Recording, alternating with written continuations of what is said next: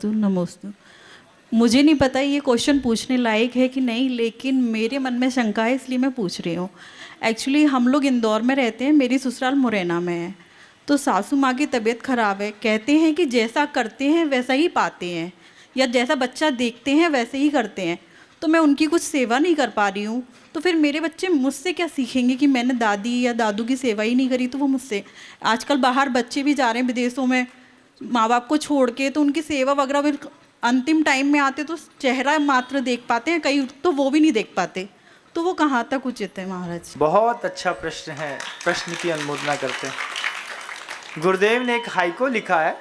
गुरुदेव कहते हैं, पर की पीढ़ा अपनी करुणा की परीक्षा लेती।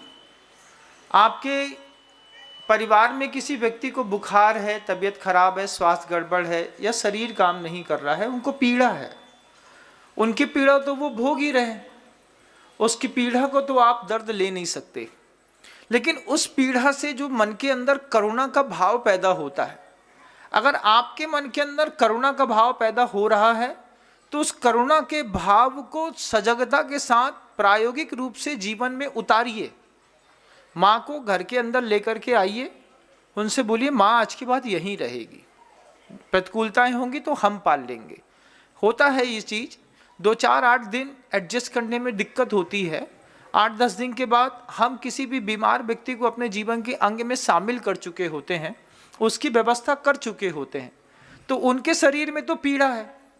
उनकी पीड़ा को देख करके जो आपके मन के अंदर पीड़ा हो रही है, अनुकंपन, अनुशक्त कंपनम अनुकंपनम, जैसे आचार्यों ने कहा है, जैसे भूकंप आता है तो धरती हिल जाती है, ऐसे किसी की पीड़ा को देख करके सम्यक दृष्टि का मन हिल जाता है, कांप जाता है।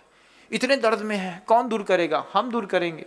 अगर आप उसको दूर करते हैं तो आपका करुणा भाव, संवेग भाव, आपका सम्यक दर्शन पुष्ट भी होगा, आपके पुत्र पुत्रवधू उसको सीखेंगे भी, और आपके लिए भी एक रास्ता बहुत अच्छा खुलेगा। मात्र मुंह से की गई करुणा किसी काम की नहीं होती है। गुरुदेव उसको शुष्क आध्यात्म कहते थे, और गुरुदेव हमेशा कहते थे, करुणा जब तक प्रायोगिक रूप से ना करी जाए, करुणा कभी सार्थक नहीं हो सकती है। आप तो मैं मानता हूं कि एक आपको मौका मिला है वैयाव्यक्ति करके अपने पाप कर्म की निर्जरा करने का। आप अपने परिवार वालों की भी वैयाव्यक्ति करके अपने लिए पुण्यवर्धनी क्रियाओं को अच्छे से